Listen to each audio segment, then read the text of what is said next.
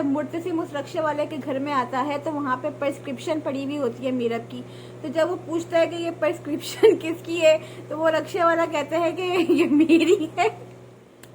अस्सलाम वालेकुम। तो एक और नई वीडियो में आप सब लोगों का बहुत ही ज़्यादा वेलकम है। तो आज की वीडियो में हम बात करने जा रहे हैं जो गुज़िश्ता कुछ एपिसोड्स ड्रामा सीरियल तेरे बिन की गुजरी हैं, उसमें जो बोंगियाँ मारी गई हैं उन बोंगियों के बारे में हम बात करेंगे।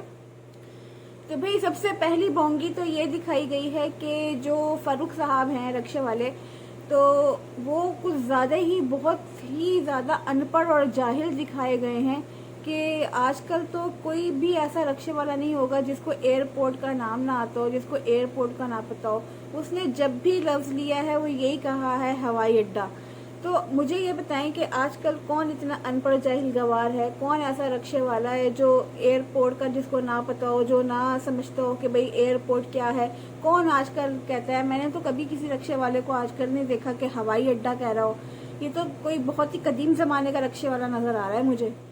अच्छा भाई, एक और जो बोंगी उसमें मारी गई है वो ये है कि जब भी मीरब गायनाकोलॉजिस्ट के पास जाती है तो जाहिर है कि जब भी आप किसी गायनाकोलॉजिस्ट के पास जाएं तो वहाँ पे जो है मेल जो है वो अलाउ नहीं होते, लड़के और मर्द हजरात वहाँ पे नहीं जा सकते। लेकिन ये जो फरूक रक्षे वाला है ये वहाँ पे क्लिनिक में मौजूद होता है, डॉक्टर की गायनाकोलॉजिस्ट की क्लिनिक में मौजूद होता है। ये बहुत ही ज़्यादा बड़ी बेवकूफ़ी राइटर ने लिखी है, बहुत ज़्यादा बड़ी बेवकूफ़ी दिखाई गई है कि कोई भी मर्द हजरात जो है वो इस तरह किसी क्लिनिक में अलाउ नहीं किए जाते, लेकिन ये रक्षे वाला वहाँ क्लिनिक में मौजूद होता है।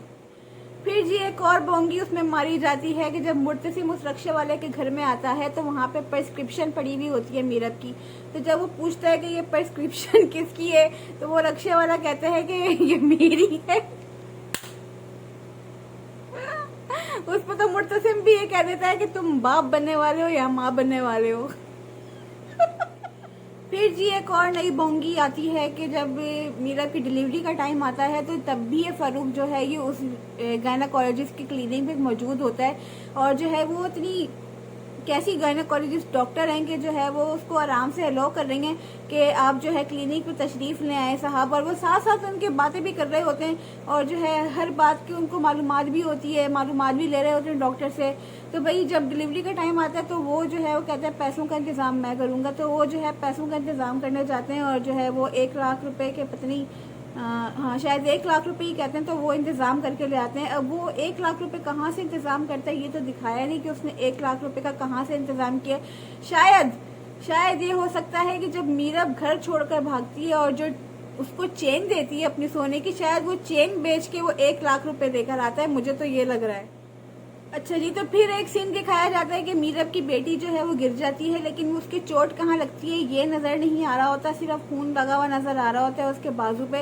लेकिन ये पता नहीं चल रहा होता कि उसके बाजू पे चोट लगी है या उसके सर पे चोट लगी है, क्योंकि कहीं पे भी ऐसा पता ही नहीं चल रहा होता। लेकिन वो सड़क पे भाग रही होती है, कुछ नहीं देखती, अंधाधुंध भाग रही होती है। लेकिन क्या कहूँ मैं कि ढीठ है एक नंबर के ये गाड़ी वाले रक्षा वाले कि कोई रुक नहीं रहा होता।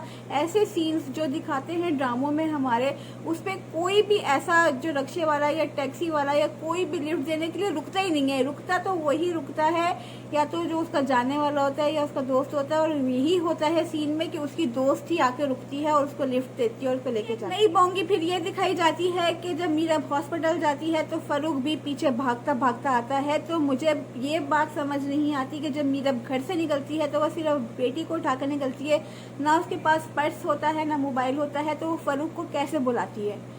क्योंकि वो फारूक भागता हुआ पीछे से आता है, तो मुझे नहीं समझ आ रही कि वो फारूक को किस तरह से राब्ता करके बुलाती है। शायद उसको नंबर याद होता हो, शायद उसको उस रक्षा वाले का नंबर याद होता हो तो वो अपनी दोस्त से कॉल करके उसको बुला लेती हो। मुझे तो शायद यही लग रहा है, लेकिन है ये बहुत बड़ी बोंगी, सोचने वाली बात है। वैसे कैसे बुलाया होगा उसने उसको? फिर एक नई बोंगी मारी जाती है कि जब फारूक उससे पूछता है कि क्या हुआ है बेटी को, तो वो उसको बताती है कि स्टिचेस लग रहे हैं। तो मतलब पहले तो ये दिखाया है कि वो इतना ज्यादा अनपढ़ जाहिर है कि उसको एयरपोर्ट का नाम नहीं पता, लेकिन जब वो कहती है स्टिचेस लग रहे हैं तो उसको ये बात समझ आ जाती है कि स्टिचेस लग रहे हैं। उसको तो वहाँ ये बताना चाहिए था कि उसके टांके लग रहे हैं, उसके जो है सिलाई हो रही है, तभी उसको समझ आती ना। जिस तरह की उसको दिखाया गया था कि उसको कुछ समझ, उसको पता नहीं है, वो भाई हवाई अड्डा कह रहा है एयरपोर्ट को, तो उसको तो इसी जबान में समझाना चाहिए था। ये भी एक बहुत बड़ी बोंगी है।